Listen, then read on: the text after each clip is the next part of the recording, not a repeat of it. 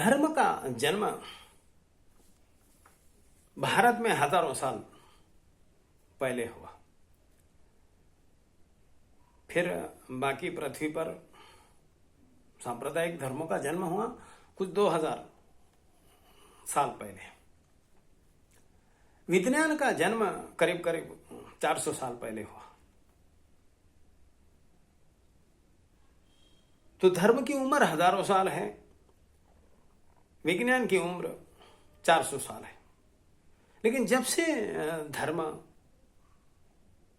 के साथ साथ विज्ञान का इस पृथ्वी पर जन्म हुआ, तब से विज्ञान और धर्म में एक बड़ी जंग चल रही है और आज भी ये जंग जारी है।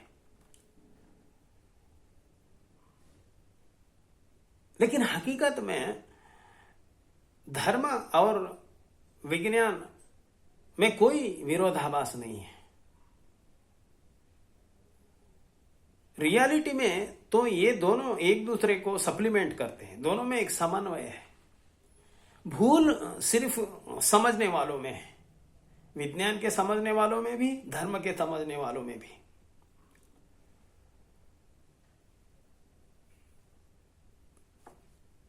न्यूटन का बड़ा योगदान है विज्ञान की खोज में। न्यूटन का यह मानना था कि हम इस जीवन को, इस ब्रह्मांड को सिर्फ विज्ञान के रास्ते से नहीं समझ सकते। हमें धर्म का सहारा भी लेना पड़ेगा। धर्म और विज्ञान ये दोनों रास्तों पर चलकर ही हम सत्य की खोज कर सकते हैं, इस ब्रह्मांड की खोज कर सकते हैं, जीवन के नेचर ऑफ रियलिटी को जान सकते हैं। इसलिए दोनों रास्तों से न्यूटन ने सत्य की खोज की, नेचर ऑफ रियलिटी की खोज की। यद्यपि वो पदार्थ के आयाम में ही थी। जो न्यूटन के प्रति हमें ये बताया गया कि न्यूटन एक झाड़ के नीचे बैठे थे और एप्पल झाड़ से गिरा और उस दृष्टांत से न्यूटन ने गुरुत्वाकर्षण की खोज लगाई। लेकिन स्टीफन हॉकिंस इस बात का खंडन करते हैं। स्टीफन हॉकिंस ने कहा है कि न्यूटन की जो खोज हुई है वो कंटेम्पलेशन प्रोसेस में हुई है, जिसे हम धर्म ध्यान कहता है।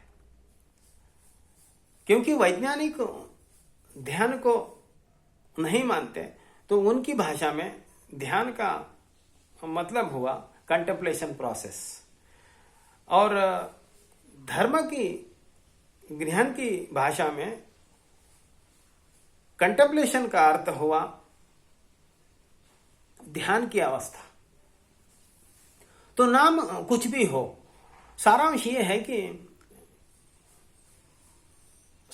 स्टीफन हॉकिंस के अनुसार न्यूटन की जो भी खोज हुई वो ध्यान की अवस्था में हुई।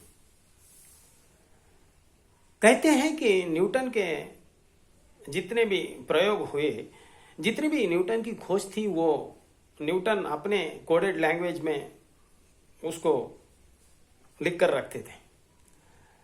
फिर जितने भी न्यूटन की खोज के जो पेपर्स थे, रिसर्च पेपर्स, वो यूरोप लेकर गए। वहां पर वैज्ञानिकों ने न्यूटन की जो रिसर्च थी उसको डिकोड किया, लेकिन वो जो डिकोडिंग हुई वो आधी हुई।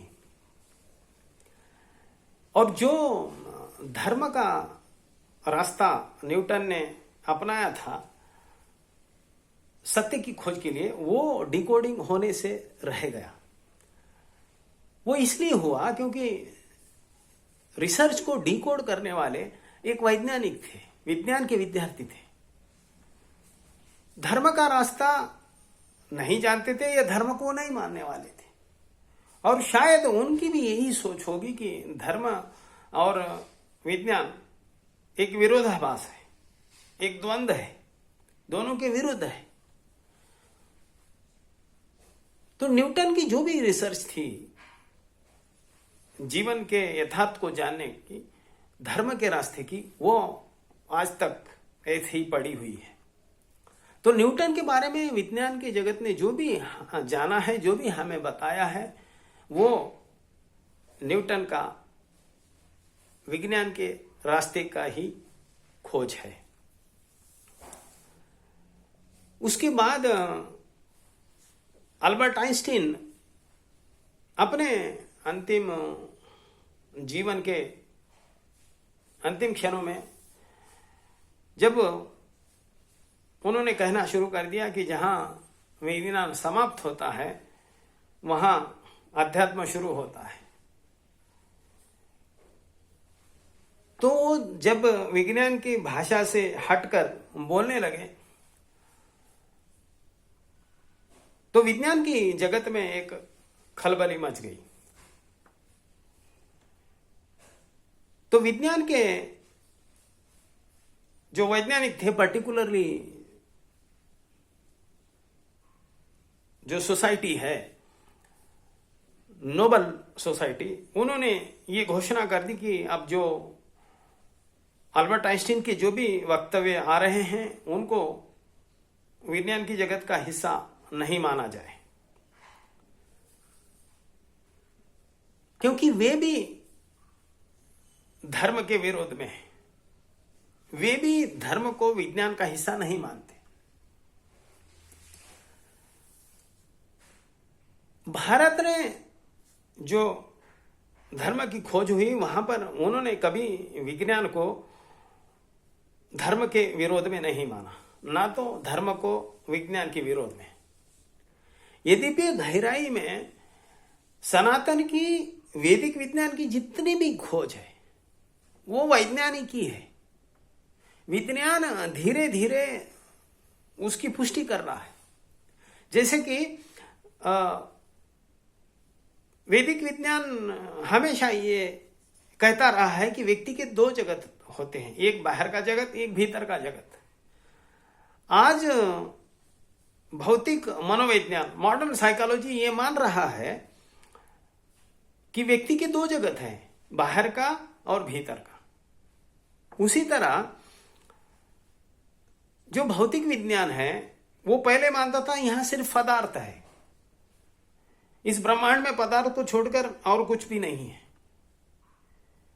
वैदिक विज्ञान कहता था हमेशा कि ये जो भी संसार हमें दिख रहा है, ये जो भी ब्रह्मांड हमारे 5 इंद्रियों के दायरे में है, ये पदार्थ और ऊर्जा का खेल है।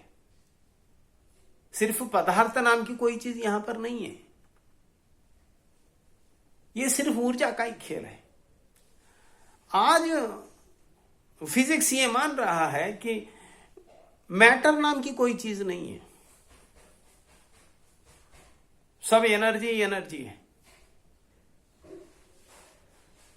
अब भौतिक विज्ञान, फिजिक्स विज्ञान के जो वैज्ञानिक है जिनको अभी अभी नोबेल पुरस्कार से पुरस्कृत किया गया, पेनरोज, सर पेनरोज, अब उनका मानना है कि पदार्थ का जितना खोज हमने कर ली है, अब क्लासिकल फिजिक्स खत्म हो गया है, हम पदार्थ के शिखर पर पहुंच गए हैं। फिर पदार्थ के आगे हम जो देखते हैं तो वो क्लासिकल फिजिक्स है, यानी क्वांटम फिजिक्स की दुनिया है, जहां पर पदार्थ के हमारे कोई भी नियम काम नहीं करते।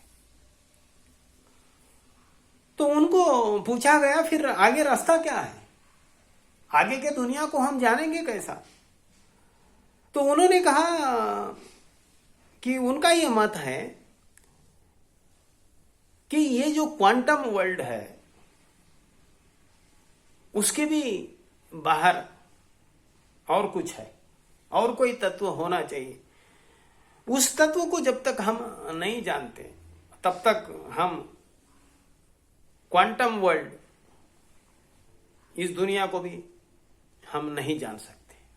यानी इनडायरेक्टली अब फिजिक्स यानी विज्ञान धर्म के रास्ते पर आ गया है। इनडायरेक्टली अब वो धर्म को भी मान रहा है। धर्म और विज्ञान का सिर्फ झगड़ा इतना ही है, विज्ञान को सबूत चाहिए,